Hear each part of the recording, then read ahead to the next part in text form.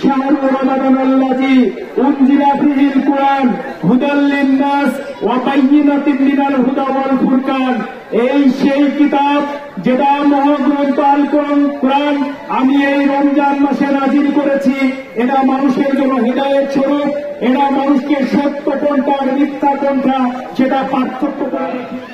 Bangladesh Jamaat Islami Shitala union কর্তৃক আয়োজিত আজকের এই ইফতার পূর্ব আলোচনা সভার সম্মানিত সভাপতি, শীতলা ইউনিয়নের সম্মানিত আমির জনাব হাফেজ নিজামুদ্দিন ভাই, উপস্থিত আছেন বাংলাদেশ জামাত ইসলামী চুয়াডাঙ্গা জেলা শাখার সম্মানিত কর্মপরিষদ সদস্য জনাব আলতাফ হোসেন ভাই, জনাব শেখ নূর মোহাম্মদ হোসেন টিপু ভাই, উপস্থিত আছেন গিয়ে সাংগঠনিক থানা শাখার সংগ্রামী আমির, আমাদের সকলের শ্রদ্ধেয় ব্যক্তিত্ব দায়িত্বশীল জনাব আব্বাস উদ্দিন ভাই, উপস্থিত আছেন চুয়াডাঙ্গা পৌরসভার সংগ্রামী আমির জনাব অ্যাডভোকেট হাসিবুল ইসলাম ভাই সহ সম্মানিত বাংলাদেশ জামাত ইসলামের যে থানার সেক্রেটারি সহ নেতৃবৃন্দ, ছাত্র শিবিরের সম্মানিত নেতৃবৃন্দ,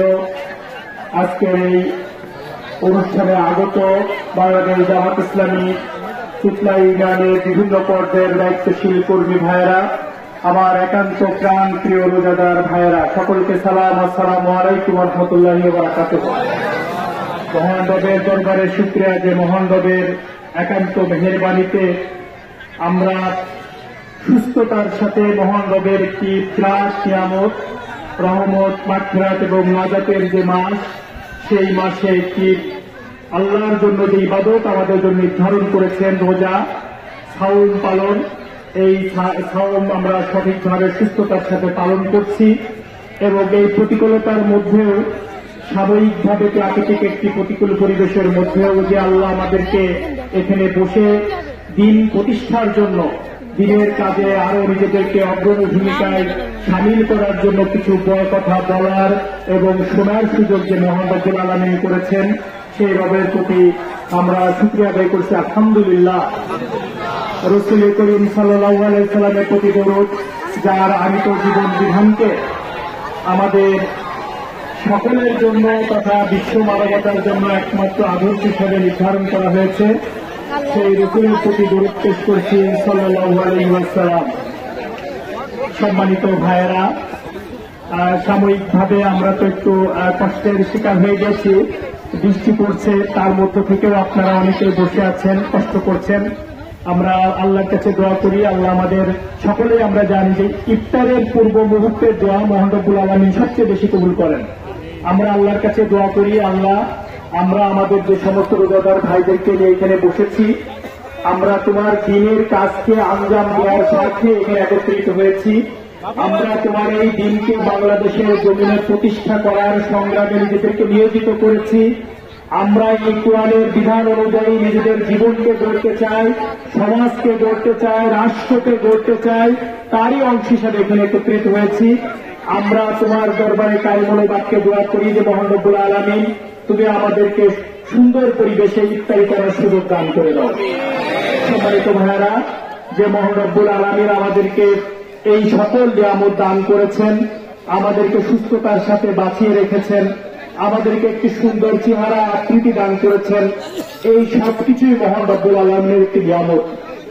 আপনি আমি যে বেঁচে আছি, যে অক্সিজেন গ্রহণ করি, এই অক্সিজেনের জন্য কোনদিন আল্লাহ আমাদের কাছে তার বকেয়া টাকা বা তার পাওনা কোনদিন কি চেয়েছে ভাই? চাইনি। এই টাকার যদি হিসাব করে দিতে হতো, তাহলে আপনি আমি যে 24 ঘন্টা অক্সিজেন গ্রহণ করি, এই অক্সিজেনের প্রতি ঘন্টার মূল্য যারা হাসপাতালে থাকেন তারা জানেন, যারা ক্লিনিকে থাকেন তারা জানেন, যার স্বাভাবিক অক্সিজেন নেওয়ার ক্ষমতা নেই, এইরকম ব্যক্তির 1 ঘন্টায় অন্তত কমপক্ষে 100 টাকার অক্সিজেন দেওয়া লাগে। এইরকম ভাবে 24 ঘন্টায় একজন মানুষের 2400 টাকার অক্সিজেন দেওয়া লাগে। এমনি ভাবে যদি হিসাব করা হয়, একটি মানুষ যদি 50 বছর জীবিত থাকে, এই 50 বছরে যদি তার অক্সিজেনের পরিমাণ হিসাব করা হয়, মিনিমাম মূল্য হিসাব করা হয়, তাহলে তার অন্তত 4,20,00,000 টাকা অক্সিজেনের মূল্য পরিশোধ করতে হতো। মহান রব্বুল আলামিন এর 1 টাকা মূল্য আপনার কাছ থেকে আমার কাছ থেকে নেয়নি। আমরা কত কাজ আল্লাহর হুকুমের বাইরে গিয়ে করি। আমরা এই আশরাফুল মাখলুকাত হিসেবে যে আল্লাহ আমাদেরকে সৃষ্টি করেছেন, আমাদেরকে যে বিবেক দান করেছেন, আমাদের কাছে বিবেক দেওয়ার পর আল্লাহর পক্ষ থেকে একটি ওহীর মাধ্যমে জানিয়ে দেওয়া হয়েছে। এভাবে কোরআনের ভিতরে এইভাবে এসেছে, শাহরু রমাদানাল্লাযী উনজিলা ফীহিল কুরআন হুদাল লিন-নাস ওয়া বায়্যিনাতিন মিনাল হুদা ওয়াল ফুরকান। এই সেই কিতাব যেটা মহাগ্রন্থ আল কোরআন আমি এই রমজান মাসে নাযিল করেছি। এটা মানুষের জন্য হিদায়াত স্বরূপ। এটা মানুষকে সত্য কোনটা আর মিথ্যা কোনটা সেটা পার্থক্য করে দেখিয়ে দেয়। আর সেই বিবেক দিয়েছেন আল্লাহ এই সত্য কোনটা আর মিথ্যা কোনটা এই যাচাই করার ক্ষমতার জন্য। পৃথিবীর আর কোন প্রাণীকে আল্লাহ বিবেক দেয়নি, যেটা কিনা মানুষকে আল্লাহ দিয়েছেন।